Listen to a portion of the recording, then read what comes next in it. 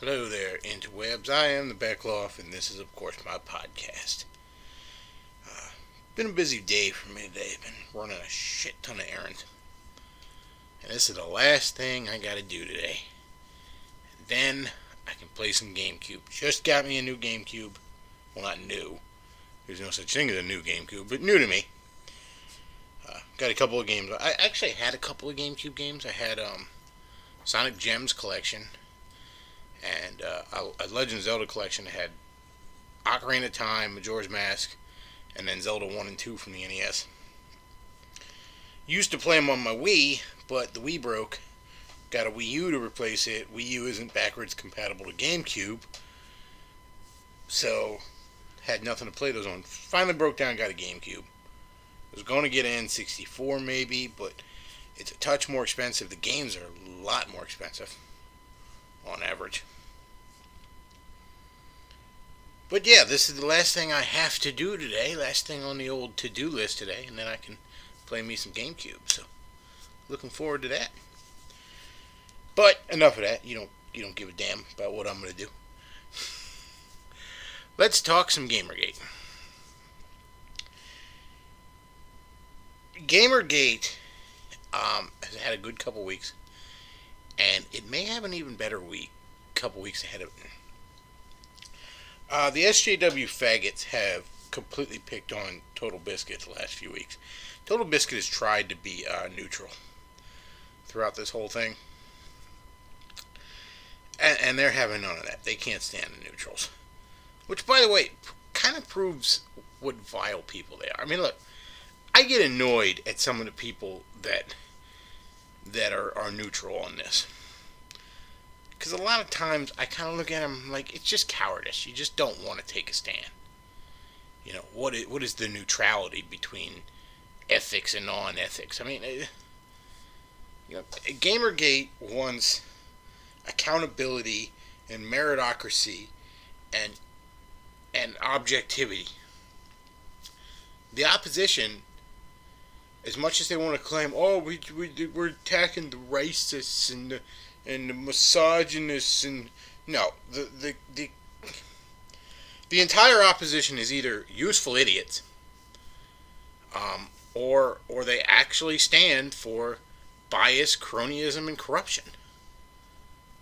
And a lot of the useful idiots know that's what they stand. Know it's all about bias, cronyism, corruption, but they're okay with it because it promotes their idiotic social justice views. Means ends justify the means, all that shit. But anyways, Total Biscuit's tried to be neutral, but he has taken up some of the points they've been making about some of the just completely corrupt things that we're doing. Well, they were having none of it. And they've harassed this man to no end. By the way, if you don't know who Total Biscuit is, in short, he's just a YouTube reviewer that reviews games. I barely knew about him before this. I admit, he mainly reviews PC games. I'm not much of a PC gamer. And I hadn't really heard of him before this. I mean, I probably had heard of him, but, I don't think I ever watched any of his videos. Seems like a great guy, I mean, he's been battling cancer. Still is, I believe. Seems like a really stand-up guy. And he has been so patient with these fucking monsters, and they're pushing him to damn near openly say, yay, Gamergate. Total Biscuit is one of the biggest reviewers out there. He can make or break a game's sales. The other one that they've picked a fight with here recently is PewDiePie. I can't stand PewDiePie. I'm sure he's a nice guy, but his stuff is bad. He just seems like an annoying faggot tool bag to me. I just can't stand his stuff. But I'll fight alongside him if he picks up the mantle. I mean, I'd much rather have an annoying guy in the trenches if we're fighting, sociopathic social justice warriors on the other side. And I say can't stand. I I can't stand his videos, but I don't hate PewDiePie in any kind of personal sense. Like I said, he seems like a nice guy. If his fans enjoy his shit, good for them. You know, it ain't hurting me for it to exist. You know, I'm not like a social justice warrior. I don't want to destroy something just because it doesn't appeal to me. PewDiePie, however, is the single biggest YouTuber, as far as I know, period. The guy's been on South Park, like guest star, and the guy is fucking huge. He's not internet famous. PewDiePie is famous. And sites like Polygon and shit, they want to poke that bear. Good luck to you guys.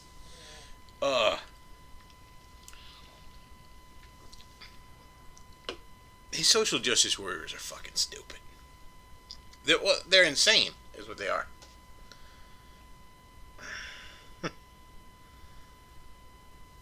Another good example, the Ghostbusters remake that's been announced with the 4 women.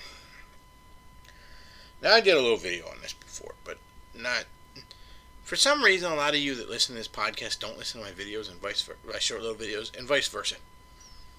I don't understand why that is, but it is. So in case you didn't watch my little Ghostbusters video, quick recap of my points there. This is a terrible fucking idea. Ghostbusters is a classic. It deserves better than this. But the one thing I was willing to give it was, if this was a sequel rather than a remake, I don't think it would piss me off. And I think it would have at least the potential to be good. If the story was, these 4 women buy the Ghostbusters equipment and name and franchise or whatever from the retiring Ghostbusters, you might have something there. You could even explore that, maybe even if they're scientists, but they're not quite Egon Spangler genius, maybe they don't really know how to maintain this equipment or fix it. You know, maybe it's so beyond, you know, what even most scientists can figure out. You know, I mean, Egon Spangler was that genius that bordered on mental illness. So yeah, new Ghostbusters, terrible idea, right from the get-go. And I'm not in the minority saying this. Everyone seems to be like, fuck this. By all accounts, this movie's gonna bomb. I mean, I don't have a crystal ball, but if I was a betting man, I know where my money ain't going is. That movie's gonna fucking bomb. And I'm sure these SJW faggots and white knights and all are gonna blame sexism when it happens.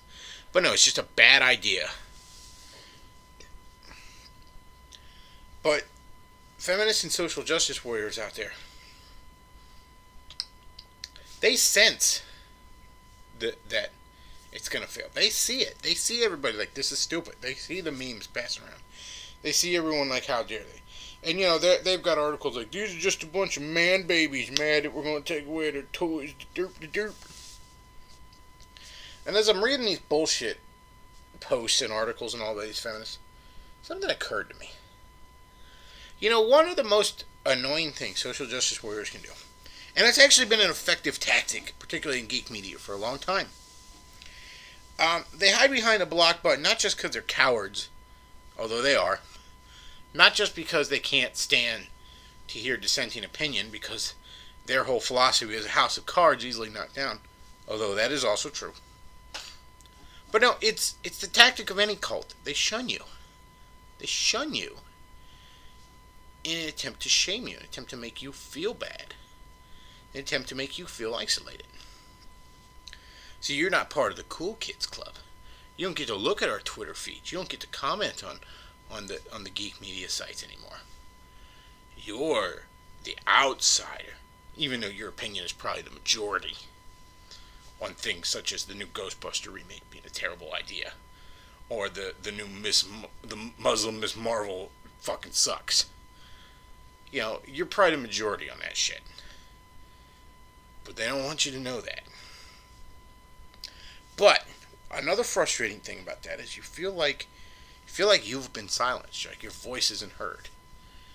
You know, and I mean, you have been silenced and all, but make no mistake, your voice has been heard. They know we're out here. They know the Lindsay Ellises of the world, the Bob Chipmans of the world, the Dan Slotts of the world, who I'll get to here soon. If you're like, who the fuck's that? We'll get there, don't worry. They know. They know they're outnumbered. They know that they're the freak. They know that they're the minority. They know that they're the one who's out of sync with everybody. Much as they're bound and determined to make it seem like their ideas are just the default, just the norm, just common sense, and you're the crazy one. Because you believe men and women are different. Because you believe, hey, maybe there's Islam as a religion of peace stuff I keep hearing. Isn't all that true? You know, hey, maybe an all-female Ghostbusters isn't a good idea. Maybe we don't need to turn every white male character into a black transsexual in a wheelchair. Maybe the editor at Comic Book Resources saying that the one real downside to Guardians of the Galaxy is there's too many white people in it. Maybe that's kind of fucked up. That you're the normal one. You're in the majority. You know, if you don't want to ban Grand Theft Auto because misogynies, you're the sane one. And I want you to know that. They want you to feel like some sort of, marginalized, isolated outsider. And Gamergate is burning that narrative to the ground. But that's what I'm seeing with these feminists attacking the backlash against Ghostbusters. They know their days are numbered. See, this is the thing with their philosophies. Let's take an easy one to dissect. Let's take the fat acceptance shit that the feminists put out there. You get some fat tub of goo doing a TEDx talk. I see my dog is woken up over here. Alright. What do you want, buddy? Oh, man, he's got stomach problems today. I can hear his stomach gurgling from here. It's a mess down there, isn't it, buddy? Alright, lay down, bud. Sorry, nobody gives a shit if my dog's over here. Lost my train of thought. Okay, take the fat acceptance shit. You get this big fat tub of goo up on TEDx talk, body positivity and body love. And, the reason she says that, and hey, look, I need to lose a couple pounds myself. Full disclosure here. I'm out of shape. By American standards, I'm certainly not fat. I still bend my knees when I walk. I can see my dick. Honestly, when I look at some of the people out there, I'm like, how did you even get that far? At my worst, I was never that far. And I ate just nothing but high-octane garbage. But, yeah, the fat acceptance shit. Body positivity and this is classic. It was a video I was watching on Sargon, a video called The Beluga Chronicles. If I remember, I'll link to it below. But just check out Sargon of Akkad's video, The Beluga Chronicles, in which he dissects this land whale's fucking fat acceptance speech at TEDx. She was having these, visual campaigns, she called it, to promote fat acceptance, in which she would have, pictures of herself with a male model. See, fat can be beautiful, posed and all suggestively. Well, the male model wasn't no fat guy. The male model was a square-jawed hunk with six-pack abs. Somehow fat isn't it? Yeah, you've probably seen the memes on Facebook and Twitter and shit, where, they flip the script. It shows a big fat slovenly guy and say, real men have curves. Because it's true. They don't want to give the fat guy the time of day. And let's be fair. It is less of a handicap for a man to be fat because men are more visually oriented than women. This is all true. If you're offended by that, I'm sorry. Your beef is with nature, not with me. But it's not good for a man to be fat. It certainly hurts your romantic prospects, and it hurts your health, and it hurts your appearance, all that good shit. It's not good to be fat, period. Alright, fat is not beautiful. And we all know this. We all know this instinctively. We all know this deep in our animalistic, reptilian hindbrain. You want to get metaphysical on us? Deep in our souls. We all know it. We all know. we all know that it's you know, as a general rule, generally speaking, it's just caused by gluttony and sloth. That's what causes being fat. Two of the seven deadly sins right there cause being fat. You're shoving too much down your pie hole, and you're not getting off your ass enough. It's that simple. There's all kinds of little tricks you can do when you're dieting to help speed up your metabolism. Help cut a corner here and there on your dieting journey. That's all true. But at the end of the day, you eat less, you do more. That's how you lose weight. You eat more, you do less. That's how you gain weight. There's people with thyroid issues. That does exist.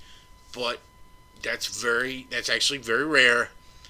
And we don't have an obesity epidemic in this country because of thyroid issues. We don't have an obesity epidemic in this country because of genetics, unless genetics is a name of a soda I'm not aware of.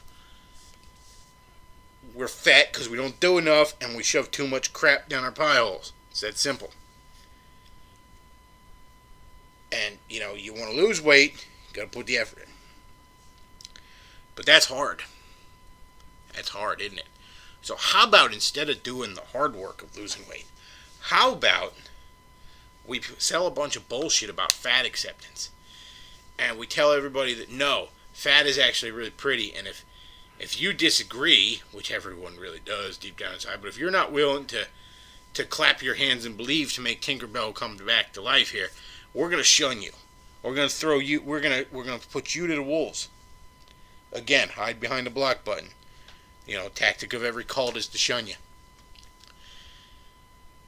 Because even though we all know it, we all know deep down inside, we all know it. We don't want to do the hard work. We don't want to do the hard work. So we're gonna all clap our hands and believe, make Tinkerbell come back to life. We're gonna sing Kumbaya. We're gonna sing bullshit to each other about fat acceptance. Now here's why they get so violent, so disagreeable, so hiding behind the block button, scream bloody murder at you. Because all it takes is the one kid seeing the emperor has no clothes. All it takes is one person. Any of these fat acceptance articles, any of them, if they haven't shut off comments, which a lot of them have, go on to any of them and just politely drop statistics about the heart disease and diabetes that come with being overweight. That sort of shit. Just say, hey, it's not healthy. Here's some medical facts. Politely. And you will have kicked a hornet's nest. They'll all go ape shit on you. It's not going to be any kind of, oh, I disagree with that and here's why. No. None of that. You're the misogynies. They're going to go ape shit on you. Because they have to. They have to. It's hard to build, to maintain in your mind this amount of bullshit. Because you know it. You can't unknow it. You know you're wrong. You know fat acceptance is bullshit. And that's how it is with most of it. Or all this social justice warrior shit. They know it. They know the facts aren't on their side. They know they can't win a debate. They dare not even try to win a debate. They know. They can't unknow it.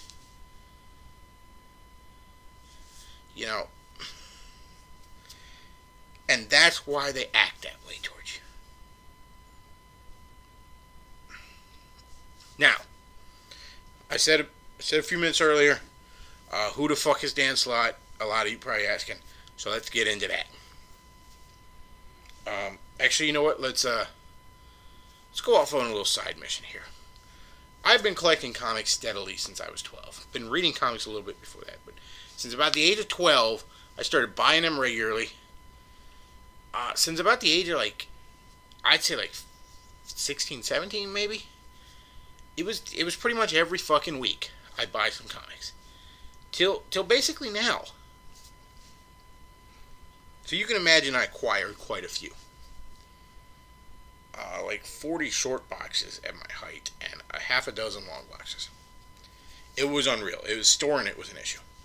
I got rid of several of them because, as I said, I started a comic stand at an indoor flea market with a buddy of mine, just selling back issues on the side.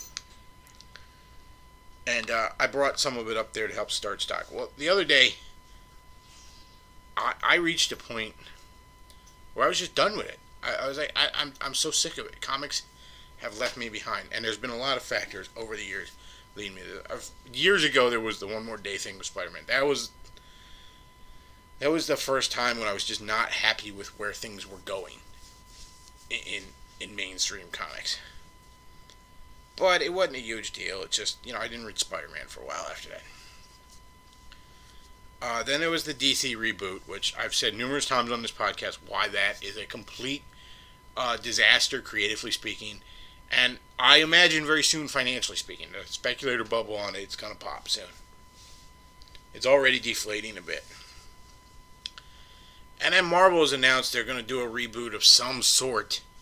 Whether it's just tweaking its continuity or whether it's a massive reboot remains to be seen. We'll see. I'm not happy with that either. It's because I fear it's just New 52 for Marvel. It's probably going to suck. But there's other factors. I'm sick of the bullshit.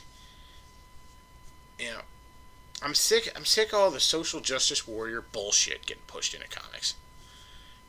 I'm just tired of that crap.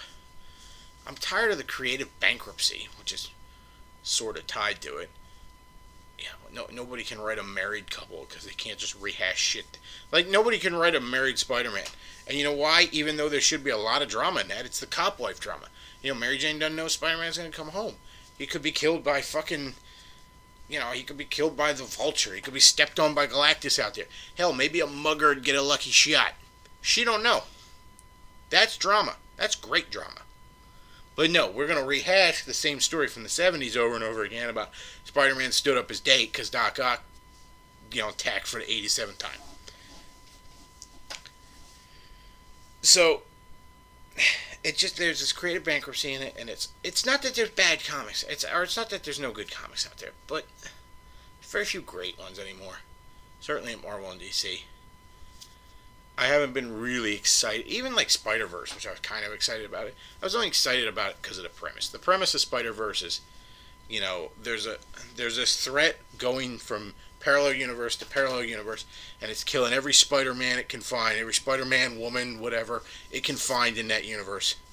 So a bunch of Spider-Man, women, girls, and boys from parallel universes got to come together and fight this threat. That's the basic premise. If you don't know what's going on in Marvel Comics right now. And you can have a lot of fun with that premise. You can do a lot of cool things with that premise. I love multiverse stories and I love Spider-Man, so I'm right on board just for the premise. The execution leaves a lot to be desired. And a lot of that can be laid on the feet of the writer, Dan Slott, which we'll get to here soon.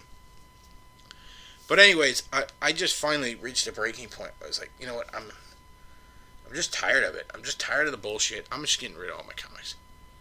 I'm still going to read comics. I still love superheroes. Superheroes are still fucking awesome. But I whittled them down to one short box. And it's not even a full short box of books I kept. But truly, comics are for faggots now. I'm sick of the bullshit going on in mainstream comics. Gamergate needs to expand into comics gates. On a lot of reasons. On a lot of things here. Now, getting back to Dan Slott. Dan Slott, again, for those of you who don't know, currently writes Amazing Spider-Man and Silver Surfer at Marvel, as well as some other things. He's not a bad writer, but he's not a great writer. First thing I remember him writing at Spider-Man was a Spider-Man Human Torch miniseries. It was back in, 04, I think it was. Pretty solid stuff. But even it can show you a few of the flaws in Dan Slott. The premise of the miniseries was each issue was going to take a look at the friendship between Spider-Man and the Human Torch of the Fantastic Four over the years. Like, issue 1 was going to take place in the Silver Age, and then issue 2 kind of takes place roughly in the 70s, our time. And then, issue 3, I think, was the 80s. Like, Spider-Man's in a black costume, and Black Cat was a character in it. Anyway, the last issue would take place in the contemporary Marvel Universe, in the here and now. In the last issue, Human Torch finally learned Spider-Man's secret identity. which was a long time coming. But anyways, end of the issue. They're sitting on like a rooftop or something, and they're just they're just reminiscing on old times. And Human Torch starts talking about all these times that like, hey, remember that time, like, what was one good example? Remember that time Demo Goblin and Diablo attacked, like they teamed up and attacked, and Spider-Man's like, no, that was my clone. And he goes through a couple other times, and Spider-Man keeps saying, that was my clone. And again, if some of you only casual Marvel fans, you don't know, Spider-Man's clone briefly took over for him as Spider-Man in the 90s. Ben Reilly was the name the clone had given himself. And that's what they were referring to. That's what they were referencing. But there was a few continuity errors in what they were referencing. For example, Demo Goblin, the character he was referencing, had actually died a few years before Ben Reilly had taken over. And it's one of those deaths that that stood the test of time because Demo Goblin was never that popular character. I always kind of liked him. Fuck it, it's my podcast. I'll go on a side quest here. Demon Goblin is actually a pretty cool character. Again, Spider-Man obviously has a history of goblins, Green Goblin, Hobgoblin, what have you. Demo Goblin's origin is at one point one of the Hobgoblins, because there'd been several people taking up that mantle over the years, made a deal with a demon for power or some shit, and he got possessed by a demon as a result of it. Eventually he exorcised the demon, and the demon just became its own thing, but it kind of took on the goblin MO, and it had supernatural weapons, but goblin themed, still pumpkin bombs. He had a glider that was made of like hellfire. It was actually really cool. And he had a really cool motivation. He was a demon, but he was trying to get redemption. He was trying to win back God's favor. You know, demons, fallen angels, and all that. So he was trying to like kill sinners. And it was cool to see a goblin that didn't have the same motivation as, must kill Spider-Man and or take over the mob. I always liked the character, but he was killed. And like I said, Dan Slott references that in this miniseries. References, a Demo Goblin story that never happened. And I guess you could argue, well, it's a demon, can you really kill a demon? Maybe it came back, whatever. It's not like a huge continuity error. It's not like I'm all autistic and obsessing about, this doesn't work. That's not the point. The point is, Dan Slott just didn't know. Alright, Dan Slott just pulled a fucking character out of a Marvel encyclopedia, likely, to make a fucking joke. And this is something Dan Slott does all the time. He shoots continuity in the foot for the sake of humor. And he's doing this in Spider-Verse a great deal. And it's because Dan Slott's not nearly as funny as he thinks he is. It wasn't even that funny of a joke.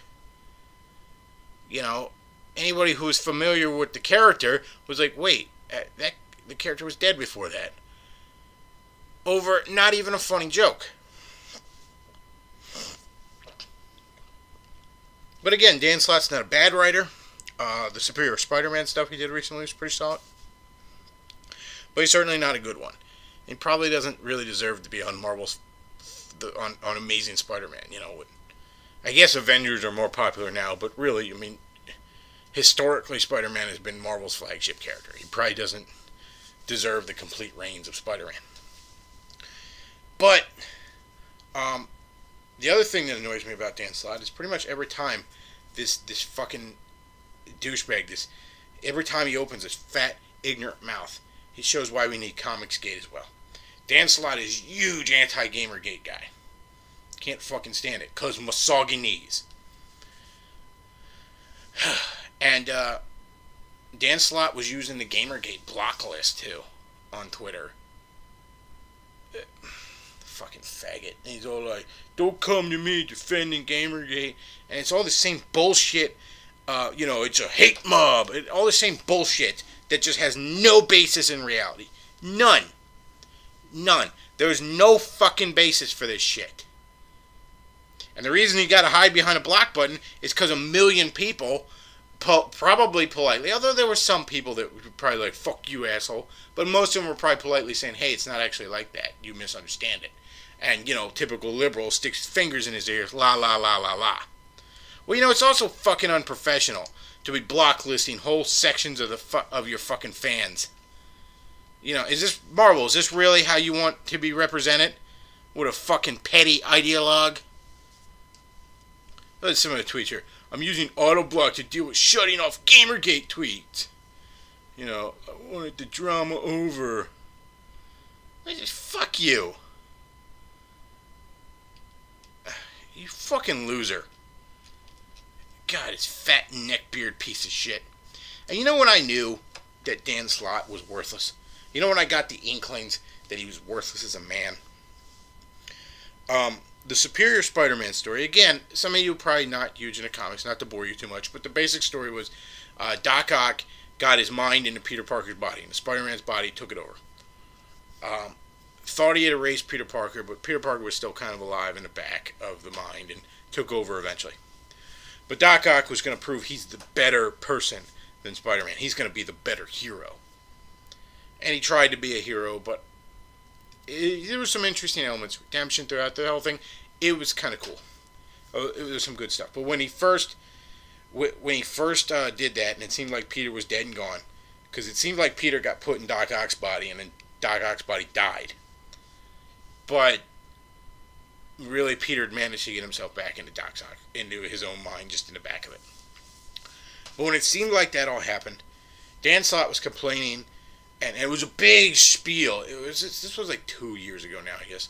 It was a big spiel all over the comic sites. Dan Slott just got up on the fucking cross about this because, oh no, I got some death threats from some random, people on the internet. Some fucking rando anons sent me death threats. Oh, woe is me, let me get up on the fucking cross. Doesn't this prove that all the toxicity in geek culture and here's the real deal. First of all, you got death threats. Big fucking deal. I've gotten death threats and I'm still nobody. You're not anybody of any prominence if you haven't gotten death threats. That's just how the internet is. Is that how it should be? No. But, and I know this is hard for you liberals to understand, we don't live in should land. It's a reality internet. Fucking deal with it. If they're really harassing you, if you have any reason to believe they have any ability or intention to make good on it, call the fucking cops. Or you know what? Call the fucking cops, period. Well, no, don't waste the cops' time with bullshit. But handle it legitimately. If it's a death threat, I would say that's a legitimate reason to block. I'm normally not a fan of the block button. I would actually retweet it. If somebody death threatened me on Twitter, I'd just retweet it. That I think it'd be how a man would handle it. Hey, everybody, look at this jackass. Let's all look at what a jackass he is. But no, he hides behind the block button. Here's a real reason that he does it. And it's the same reason Anita Skumskezian did it. Because he was getting a lot of legitimate criticism. And despite the fact that being thick, full of fat, the skin on Mr. Slott's pretty thin. And he can't handle criticism. I've seen this on his Twitter before. He can't handle it. Even the polite stuff. So he's got to act like it's all trolls, like it's all death threats. So, I got no sympathy for you. Oh, you got a death threat. Laugh it off. You ain't nobody if you ain't getting a death threat anyways. So, hey, I got a death threat. Must be doing something right. You fucking coward. So that's what I knew he was a thin-skinned loser a couple years ago. But I didn't realize he was full-on social justice, full Macintosh crazy. But apparently he is. And, I'm sorry, but he's a decent writer. But he's not as good as he used to be, and I suspect it's because he drank the social justice poison. Social justice and creativity, they can't fucking coexist in the same spot. In the same place at the same time. That's oil and water. Right? They push each other apart. So no wonder Dan Slott's getting worse. And as he gets worse, more people criticize him. More people criticize him, the more he has to be like, oh, it's death threats, misogyny. Go fuck yourself, Dan Slott. Go fuck yourself. Here's the old middle finger, sit and spin, you fat piece of shit. Oh, man. I'm so sick of these people in comics. They're just ruining comics. You know, it's like the Spider-Woman crap. You know, there was that alternate cover for Spider-Woman, and all the social justice feminists complained that her butt was up in the air because she was crawling around like Spider-Woman is supposed to be doing. And Spider-Man would never be like that with his ass up in the air. Bullshit. I was just pricing a bunch of Spider-Man comics today because I brought a bunch of them up to my stand today to sell. And I just flipping through them, I found like 5 of them where he looks like he's got his ass up in the air, looks like he's presenting just like her. But he's not. He's just crawling around because he's fucking Spider-Man. You know, Amazing Spider-Man Volume 2, number 30. Amazing Spider-Man Volume 1, I think number 100. I'd have to Google that. Spider-Man, just Spider-Man. Number 8, I think it was. Yeah, tons of examples of this shit. Just ruining comics with their bullshit. You just end up producing comics no one wants to read. No one fucking wants the Marvel Miss Muslim. Or, the Muslim Miss Marvel. Nobody fucking wants that. Nobody gives a shit about the Muslim Green Lantern they came out with. You know, nobody fucking cares. Nobody wants, you know, to see Solomon Grundy as a gay leather bar daddy like over in the New Earth 2 series. Nobody fucking wants this shit. And it's just crammed down our throat. And if you say, hey, this sucks, oh, you're a bigot. But it does suck. It does suck.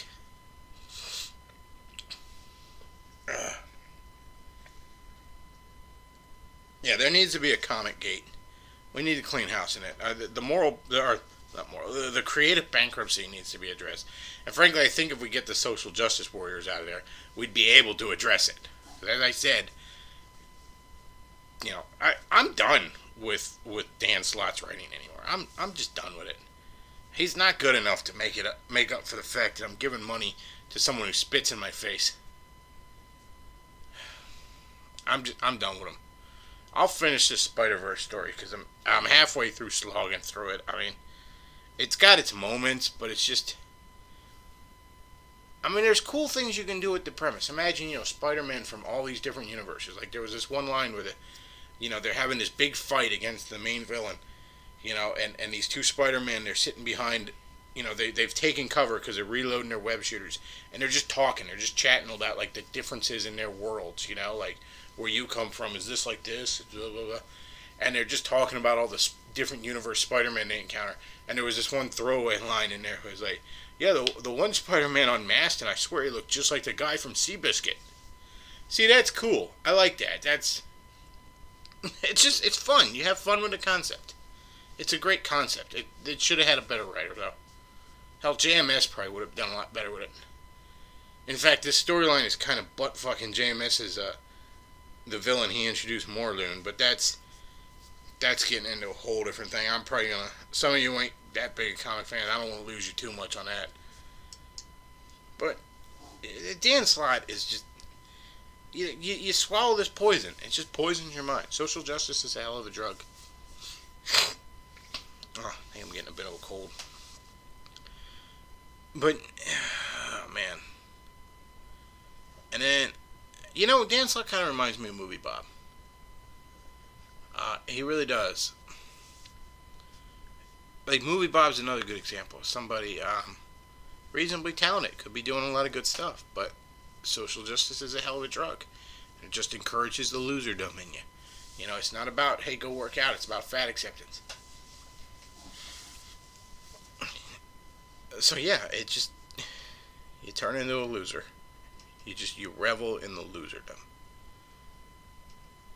Because you know what, if I happen to have any SJWs listening to this, and I probably don't because y'all would have stuck your fingers in your ear and said la la la by now. But on the off chance I do have one listening, I would ask you this, I would challenge you in this. Show me where in the social justice war, because you could say, oh, the Manosphere and the Gamergate and all these other groups I don't like. They're so evil. They're the losers living in their mom's basement. But let me ask you this, social justice warrior. Where's your examples of self improvement? Where's the people among you that are challenging the rest of you to be better? Because you can find all kinds of fault in the manosphere if you want to. I guess I'm sort of in it.